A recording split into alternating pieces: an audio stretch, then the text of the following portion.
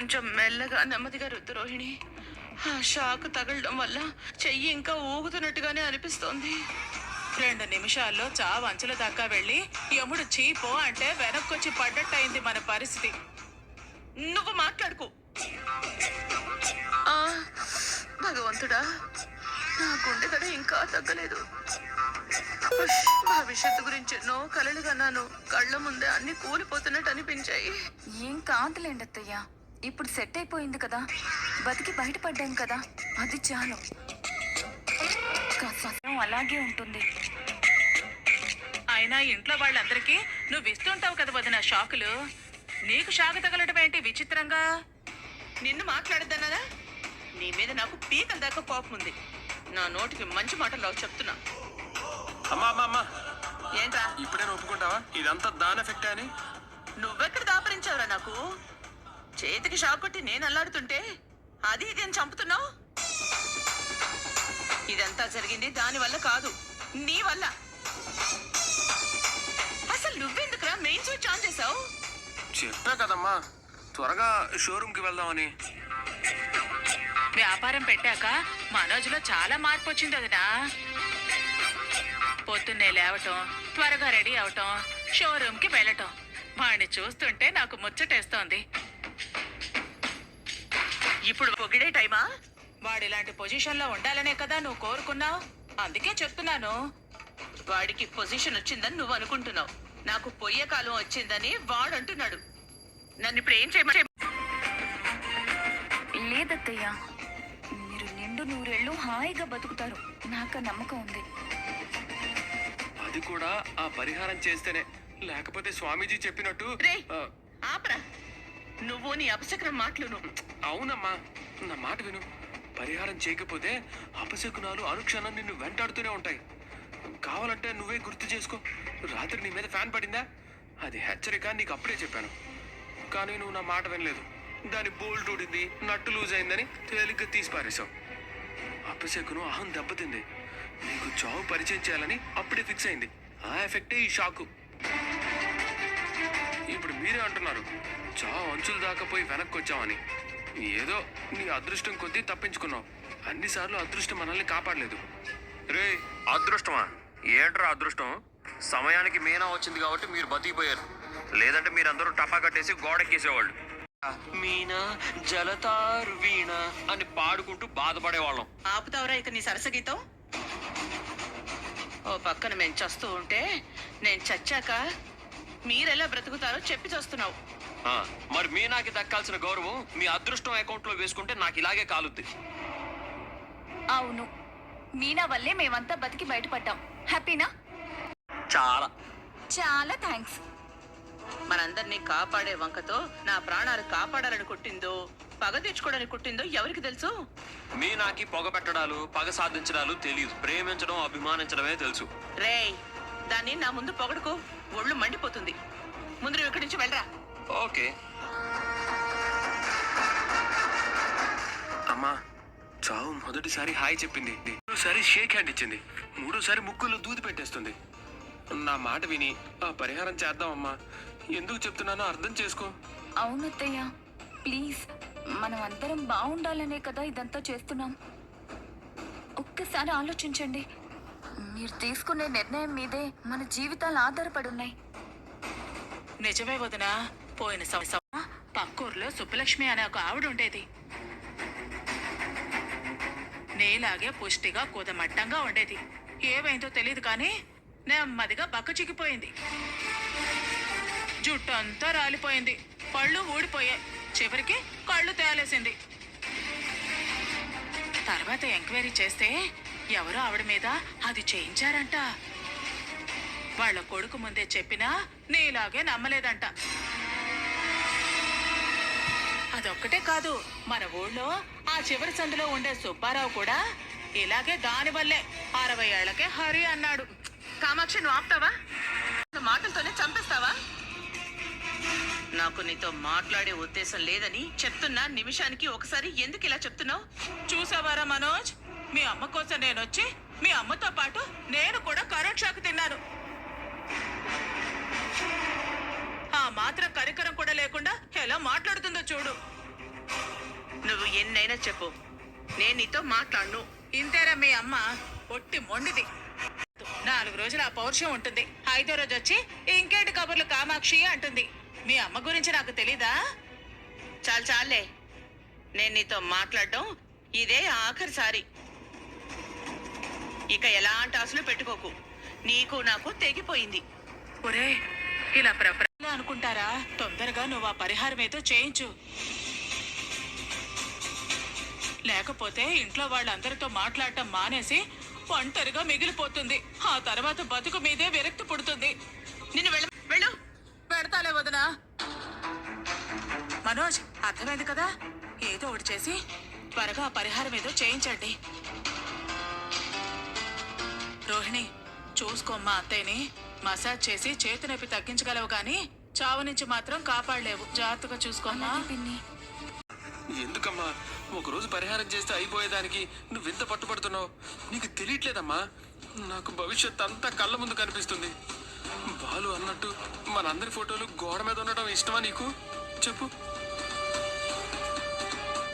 అత్తయ్య, అవునత్తయ్య, అర్థం చేసుకోండి. ఒక్కరోజే కదా, మీకే కష్టం లేకుండా చూసుకునే బాధ్యత మాది.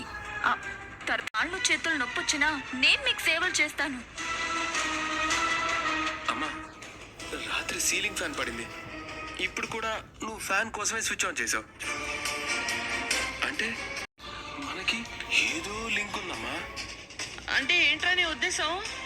ఏముంది, పొరపాటున మన టైం బాగాలేక ఆ సీలింగ్ వచ్చి మన తల మీద పడిపోయింది. అలా పడిపోయినప్పుడు ఇలా భయపడినా బ్రతకం. అందుకే నా మాటినమ్మా. రేయ్! నువ్వు అనుకున్న పని జరగడం కోసం ఈ ఇల్లు కూల్ చేస్తావు అనిపిస్తోంది. నాకు తప్పేలా లేదు, ఒప్పుకుంటాను. ఆ ఏర్పాట్లేవో చూడు. థ్యాంక్ యూ సో మచ్ అమ్మా. రోహిణి, మనం ఏర్పాట్లు చూసుకుందాం పద. థ్యాంక్స్ అత్తయ్య, పద. పద.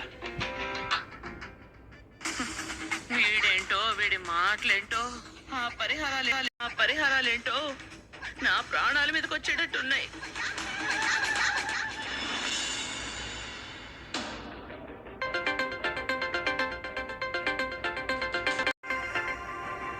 హలో, ఎవరు? మీనా గారా మాట్లాడేది? నేనే మాట్లాడుతున్నానండి. చెప్పండి, ఎవరు? నిన్న మా మండపం దగ్గరికి వచ్చారు కదా, స్టేజ్ డెకరేషన్ చేస్తానని. ఏమైనా ఆర్డర్స్ ఉంటే ఇవ్వమని అడిగారు కదా. సార్, నమస్తే సార్. సార్ బాగున్నారా? బాగున్నానండి. సార్, ఏమైనా ఆర్డర్స్ వచ్చాయా? అవునండి, తెలిసిన వాళ్ళు ఒక చిన్న ఫంక్షన్ చేసుకుంటున్నారు. వాళ్ళకి వాళ్ళ బడ్జెట్ లో ఒక చిన్న స్టేజ్ సెటప్ కావాలని అడిగారు. అయ్యో, తప్పకుండా చేస్తాం సార్. ఇందులో పెద్దది అంటే ఏముంది? అంటే మీకు ముందే చెప్పాలి కదా, దీంట్లో మీకు పెద్ద ప్రాఫిట్స్ కూడా మిగలకపోవచ్చు, కానీ మీ పని 10 మందికి తెలుస్తుంది. పర్లేదు సార్, నేను అడిగిన విషయం గుర్తు పెట్టుకొని నాకు మళ్ళీ ఫోన్ చేసి ఒక ఆర్డర్ ఇస్తున్నారు. నాకు ఇంతకంటే ఇంకేం కావాలి సార్? మీరు డిజైన్స్ బాగా చేస్తే మాకు కూడా మీలాంటి వాళ్ళే కావాలి కదా, కొనేరండి. పర్లేదు సార్, మీరు నాకు ఫోన్ చేసి పనిస్తున్నప్పుడు నాకు నచ్చినట్టు రావడం పద్ధతి కాదు కదా సార్. ఇప్పుడే బయలుదేరుతాను. అలాగేనండి, మీకోసం నేను ఎదురు చూస్తూ ఉంటాను. 2 నిమిషాల్లో బయలుదేరుతాను సార్. Bye sir.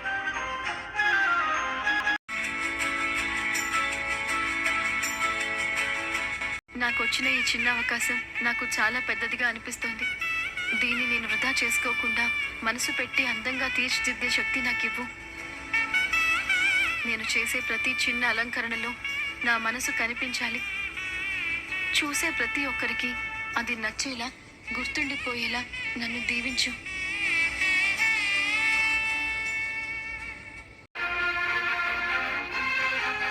సార్, నమస్తే సార్. నమస్తే. ఇప్పుడే ఫోన్ చేశారు కదా. మిమ్మల్ని నేను గుర్తుపట్టానండి, కంగారు పడకండి. ఈ ఆర్డర్ మీకే ఇస్తాను. అలాగే సార్, ఆ ఆశతోనే వచ్చాను. మీరు ఈ మండపం చూసి ఎక్కువగా ఊహించుకోవద్దు. ముందే చెప్పాను కదా, ఇది చాలా చిన్న ఫంక్షన్. ఈ డెకరేషన్, ఆ బోర్డులు, బ్యాక్గ్రౌండ్ ఇవన్నీ మీరే చేయాల్సి వస్తుంది. చేసేస్తాను సార్. సైజులు ఏంటో చెప్తే దానికి తగ్గట్టుగా నేను ఏర్పాట్లు చేసుకుంటాను. చిన్న ఆర్డరే కదా అని లైట్ తీసుకోరు కదా. సార్, ఎంత మాట అన్నారు. ఇది నాకు దొరికిన మొట్టమొదటి అవకాశం. గొప్ప గొప్ప వాళ్ళందరూ ఇలాగే ఒక్కొక్క మెట్టు ఎక్కి పైకొచ్చారు. పని చిన్నదైనా పెద్దదైనా నేనిచ్చే నాణ్యత ఖచ్చితంగా మీకు నచ్చుతుంది. మీ మాటల్ని వింటుంటే మిమ్మల్ని నమ్మాలనిపిస్తుంది. చూద్దాం ఈ అవకాశాన్ని మీరు ఎలా ఉపయోగించుకుంటారో. జీవితంలో డబ్బు సంపాదించడం కంటే మంచి పేరు సాధించాలి అనే పట్టుదలతో ఉన్నదాన్ని సార్. కాబట్టి మీకు నచ్చేలా మీరు కోరుకున్న డిజైన్లో చేసివ్వడం నా బాధ్యత. సరే, మా ఓనర్ కూడా ముందుగా మీకు ఈ ఆర్డర్ ఇవ్వండి, ఇది నచ్చితే తర్వాత రెగ్యులర్గా ఇవ్వచ్చు అన్నారు. అలాగే సార్. ఈ అరేంజ్మెంట్స్ అన్నిటికీ 14,000 ఖర్చు అవుతుందేమో. ఇందులో మీకు ముందుగా 10,000 ఇస్తున్నాను. పర్వాలేదు సార్, మిగతావి తర్వాత ఇవ్వండి. సార్ నాకు అలాంటి ఇబ్బంది లేదు సార్. పని పూర్తయితే చాలు. నా జీవితంలో నేను ఎక్కిన మరొక మెట్టిది సార్. నాకు ఈ అవకాశం ఇచ్చిన మీకు ఎలా కృతజ్ఞత చెప్పాలో అర్థం కావడం లేదు. మీరిచ్చిన పనిని మీరు ఆశించిన స్థాయిలో మీకు చూపిస్తాను. ఈ విషయం మా వారికి తెలిస్తే చాలా సంతోషిస్తారు. అందరికంటే నన్ను ఎక్కువగా నమ్మింది ఆయన. ఒక్క నిమిషం అమ్మా.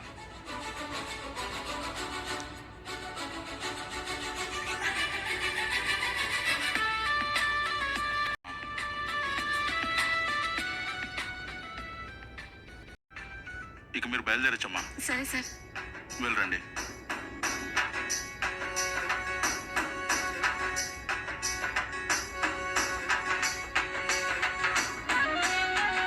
డెకరేషన్ మొదలు పెట్టాక నాకు వచ్చిన మొదటి అడ్వాన్స్ ఇది. ఈ విషయం వెంటనే ఆయనతో చెప్పాలి.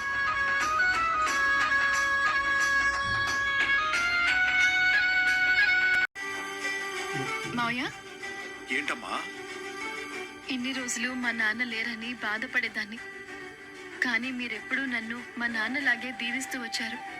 నేను జీవితంలో పైకెదగాలని బలంగా కోరుకున్నారు. ఈ రోజు నేను జీవితంలో పైకెదగడానికి మొదటి అడుగు వేయబోతున్నాను. డెకరేషన్ చేసే ఆర్డర్ వచ్చింది మావయ్య. ముందుగా స్వీట్స్ మీకే ఇవ్వాలనుకుంటున్నాను. తీసుకోండి మావయ్య. ఎప్పుడో అప్పుడు మొదటి అడుగు పడితేనే ముందడుగు వేయగలుగుతారు. నీ మొదటి అడుగు పడింది. నీ జీవితంలో కొత్త అధ్యాయం మొదలు కాబోతోంది. ఆగండి ఆగండి ఆగండి ఆగండి. ఏం చేస్తున్నారు? మా సంతోషాన్ని ఈ తీపితో పంచుకుంటున్నాం. అంటే నీ కడుపు మంటని రగిల్చి ఆ నిప్పులు నీ కళ్ళల్లో పోస్తానుండు. మీరు ఆగండి. స్వీట్ ఎందుకు? తినేందుకు. మరి ఒక్క స్వీటుతో నీలాగా రంకెలేయదులే. నాకు డెకరేషన్ చేసే ఆర్డర్ వచ్చింది అత్తయ్య. అబ్బో, ఏదో ప్రపంచ రికార్డు సాధించినట్టు చెప్తున్నావే. ఇన్ని రోజులు ఇల్లు తిరిగి పూలమ్ముకునేదానివి, ఇప్పుడు మండపాలు తిరిగి తోరణాలు కడతాను అంటున్నావు. గాడిదకేం తెలుసు గంధపూల వాసన అని. కాగితాలు తినే గాడిదకు స్వీట్లు పెడితే స్వీట్లు పడేసి స్వీట్ బాక్స్ తింటుంది. ఏమన్నారు? నేను గాడిద గురించి చెప్పాను. నిన్నన్నట్టుగా అనిపించిందా? చెప్తే నోరు తీపి చేస్తే ఎదుటి వాళ్ల నాలిక మీదున్న మలినం పోయి తీయటి మాటలు వస్తాయని తీపి తినిపిస్తారు. తీయటి మాటలంటే పంచదార పలుకులు. పంచదార పలుకులంటే స్వీటు పంచిన వాళ్ల మంచిని, శుభాన్ని, శ్రేయస్సుని కోరే తేనెలాంటి మాటలన్నమాట. నోరు తీపైతే మనసు మధురంగా మారుతుంది. అందుకు స్వీట్లు పంచుతారే గార్ధభావతి. స్వీట్ తీసుకో రోహిణి. ఏంటి మీనా విశేషం? ఫంక్షన్లు పెళ్లిళ్ళు అయితే ఫంక్షన్ హాల్లో తోరణాలు కడతారే, ఆ ఆర్డర్. థ్యాంక్స్ రోహిణి. తీసుకో మనోజ్. ఇది ఏ షాప్ లో కొన్నారో ఏంటో. అందుకే నేను కూడా తీసుకోలేదు. ఇందాక నిలువు గాడిదని చూశాను, ఇప్పుడే అడ్డగాడిద వచ్చింది. మేసేదో కూసేదో. రవి, శృతి, స్వీట్స్ తీసుకోండి. మండపంలో డెకరేషన్ చేసే ఆర్డర్ వచ్చింది. ఓ, కంగ్రాట్స్ మీనా. థ్యాంక్స్ శృతి. ఇది నిజంగా శుభవార్తే వదిన. మంచి మనసుతో ఏది చేసినా దేవుడి ఆశీర్వాదం ఉంటుందని నాన్న చెప్తూ ఉంటాడు. నిజంగా నీకంతా మంచి జరుగుతుంది. నువ్వు జీవితంలో ఇంకా ఇంకా పైకెదగాలని కోరుకుంటున్నాను. శుభం పలకడం అంటే ఇది. పంచదార పలుకులు ఇలా ఉంటాయి. మెంతులు, కాకరకాయ కలిపి నమిలినట్టు ఆ నాలికెప్పుడు దరిద్రపు గుట్టు మాటలే మాట్లాడుతుంది. ఆహా, ఇంట్లో నిజంగానే పంచదార పలుకులు పెట్టినట్టుందే. యాండి, స్వీట్ తీసుకోండి. స్వీట్ మీనా నువ్వు తండ్రివి కాబోతున్నావా? వదినకు డెకరేషన్ చేస్తే ఆర్డర్ వచ్చింది. అవునా? అయితే ఇది చాలా పెద్ద శుభవార్త. మా అమ్మ కడుపు రగిలిపోయే వార్త.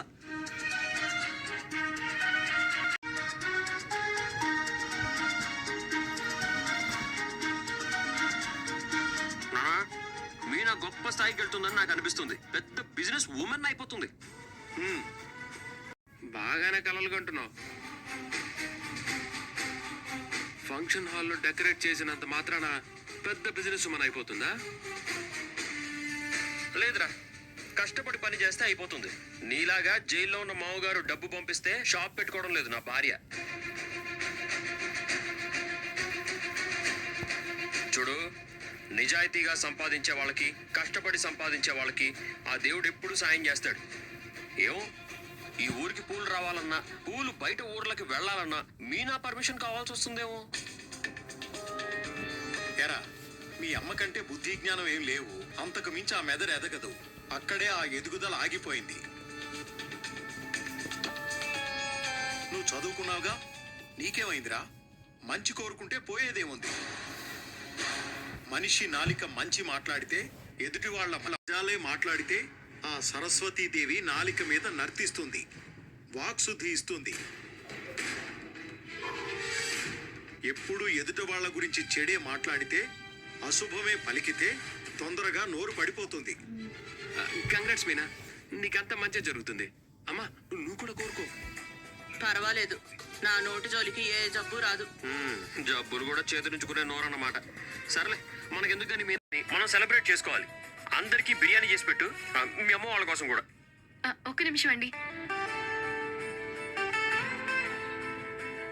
ఆర్డర్ ఇచ్చిన వాళ్ళు అడ్వాన్స్ ఇచ్చారండి. నానా, చూసావా, దానికి అడ్వాన్స్ కూడా ఇచ్చారంట. చాలా సంతోషం రా.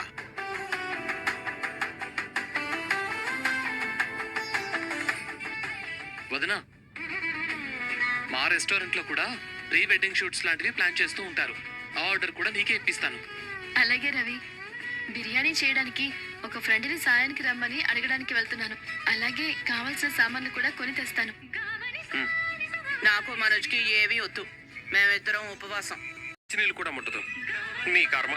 మీనా, ఇదిగో.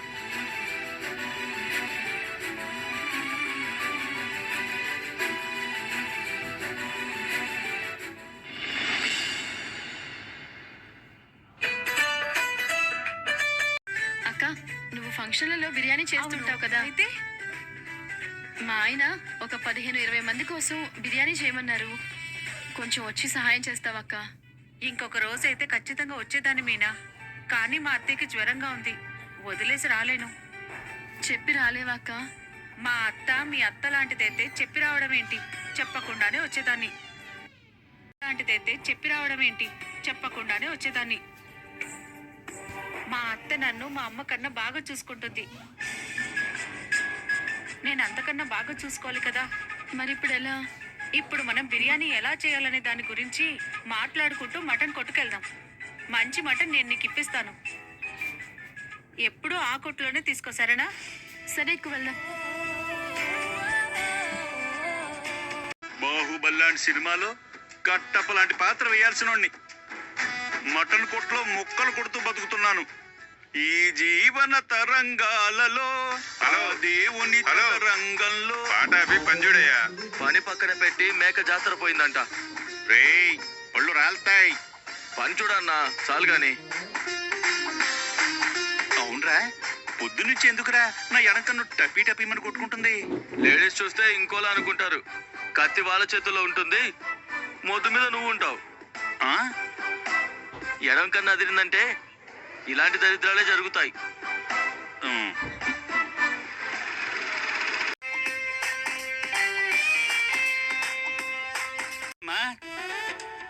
మటనా, చికెనా, లివరా, కాళ్ళ, తలకాయ లేక బోటియా, చాప్నా? ఏం కావాలి చెల్లమ్మా? ఈ రోజేంటి కొత్తగా? ఎప్పుడూ ఆంటీ అని పిలిచేవాడివి, ఇవాళేంటి కొత్తగా చెల్లెమ్మ అంటున్నావు? ఇవాళ ఎడమ కన్నా అదురుతుందిలే ఆంటీ. చెంపదెబ్బో చెప్పు దెబ్బో పడుతుందని భయపడి చెల్లెమ్మా అంటుండు. 4 కిలోల మటన్ కావాలి. ఎందుకు? బావు మళ్ళీ పెళ్లి చేసుకుంటున్నాడా? ఇంకొకటి పీకితే కుడి కన్ను కూడా అదురుతుంది. ఆ, ఉమ్. నా ఫ్రెండ్ కోసం.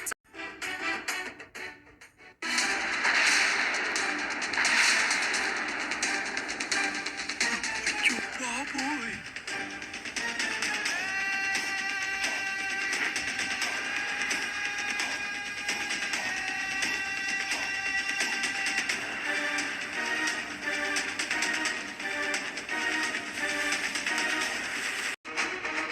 నమస్తే అన్న. ఏంటి మొహానికి అడ్డంగా అలా కట్టుకున్నారు? కన్ను లేదు లేదు, పన్ను నొప్పి. ఇక నుంచి ఎప్పుడు మటన్ కావాలన్నా నా ఫ్రెండ్ ఇక్కడికే వస్తుంది.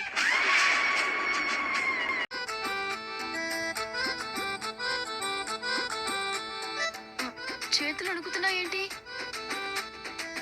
మా అన్నకి మటన్ కొట్టడం అంటే నచ్చదు. మళ్ళీ మటన్ కొట్టడం ఇష్టం లేదా?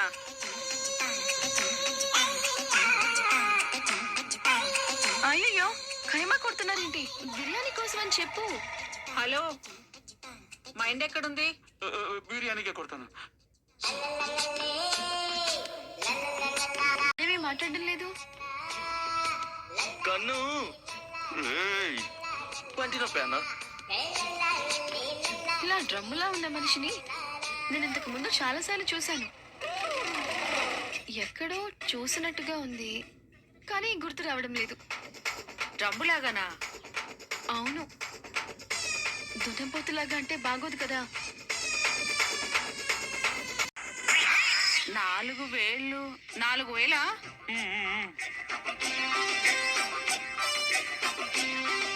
ఇదిగోండి. ఇక నుంచి మా మీనా రెగ్యులర్ గా నీ షాప్కే వస్తుంది. ఒకసారి ఆ టవల్ తీస్తారా? మిమ్మల్ని ఎక్కడో చూసినట్టుగా ఉంది. జరిగింది చెప్పాలి. రే, ఇంత పెద్ద గిన్నెలు ఎందుకురా? నిన్ను ఇందులో పెట్టి ఉడకబెట్టడానికి రా. ఎంతమంది కన్నయ్య? 15 మంది కంటే ఎక్కువ అవుతున్నారా. అందుకే టెంట్ హౌస్ నుంచి 2కి తెచ్చాను. మంచి పని చేసావు. బిర్యానీ ఎన్నింటికి రెడీ అవుతుంది బాలు? మీనా మటన్ తీసుకురావడానికి వెళ్ళింది. రాగానే మొదలు పెట్టడమే. శృతి, ఏంటండి? ఆ బిర్యానీ బయటిది కాదు, మీనా చేస్తోంది తెలుసా? తెలుసు, రోజు మీ కడుపుకు తినేది మీనా చేసే వంటే. అందులో కొత్త ఉంది. లేదు, మీనాతో మీరిద్దరూ ఎప్పటి నుంచి మాట్లాడుతున్నారు?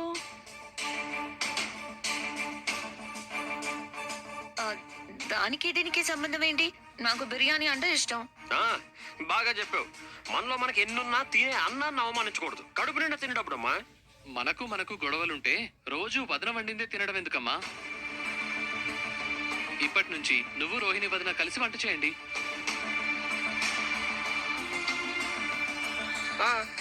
పాడు చేసుకోవడం అవసరమా?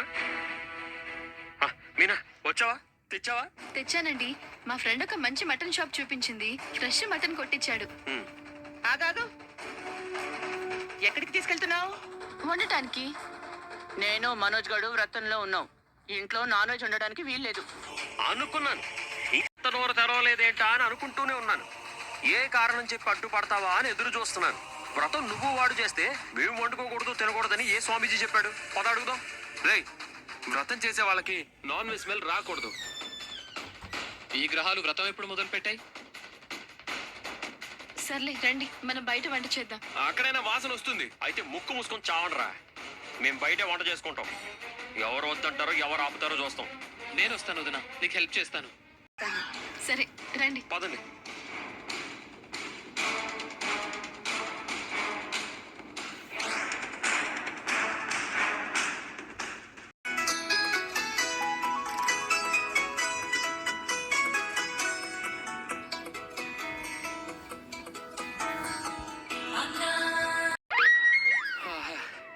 నెయ్యితో చేసే బిర్యానీయా? మంచి స్వచ్ఛమైన నెయ్యి వాడుతున్నట్టున్నారు. బామ్మ చేసే నెయ్యిలాగా గుంగుమలాడుతుంది కదమ్మా. ఎన్ని మసాలాలు వేస్తున్నారు. వాసన ఇలా ఉంటే ఇలాంటి మసాలాలతో చేసిన బిర్యానీ ఇంకెంత అద్భుతంగా ఉంటుందో కదా. రే, నువ్వేరా నాకు వ్రతాన్ని అందుకొట్టింది. నన్ను తినేయకుండా నా నోట్లో మట్టి కొట్టేవు కదరా. థ్యాంక్స్ మనోజ్. ఎందుకు? స్వామీజీ అడిగినప్పుడు నువ్వు నా పేరు చెప్పలేదు కదా. నా పేరు చెప్పుంటే నేను బిర్యానీ తినకుండా ఉండాల్సి వచ్చేది. ఇప్పుడు మీరు వ్రతం చేసుకోండి, నేను హాయిగా బిర్యానీ తింటాను. ఎంత అదృష్టవంతురాలువో. అమ్మా టెంప్ట్ అవ్వకమ్మా, కావాలంటే వ్రతం అయ్యాక తినొచ్చు.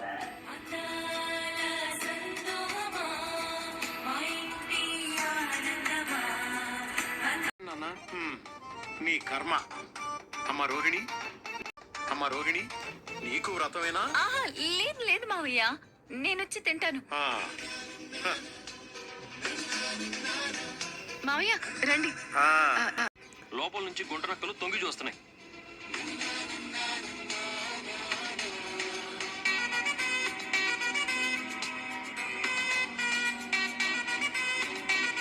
అందరి దిష్టి పోవాలి. నాన్న ఇప్పుడు టేస్ట్ చూడు. నాన్న వేడిగా ఉంది, జాగ్రత్త. వాసన అదిరిపోతోందిరా.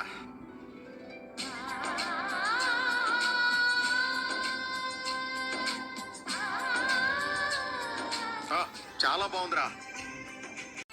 రే, కావాలంటే రేపు వ్రతం చేద్దాం, ఇవాళ తిందాంరా. మన ప్రాణాలు పోతే వీళ్ళు ప్రతిరోజు బిర్యానీ వండుకొని తింటారమ్మా. అయ్యో,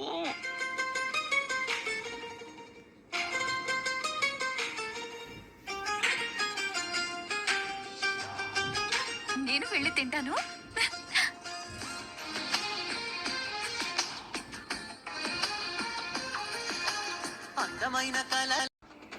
ఇక్కడికి ఎందుకు పిలిపించావే ఇతన్ని? నువ్వు ఇరుక్కోకూడదని పిలిపించానే. నేను ఇరుక్కోవడం ఏంటే? కాస్త అర్థమయ్యేలా చెప్పు. అమ్మా, ఈ రోజు మీ ఇంట్లో బిర్యానీ వండారా? బిర్యానీయా? దాని గురించి ఎందుకు? మీ తోటి కోడలు మీనా మటన్ ఎక్కడి నుంచి తెచ్చిందో తెలుసా? నా షాప్ నుంచే.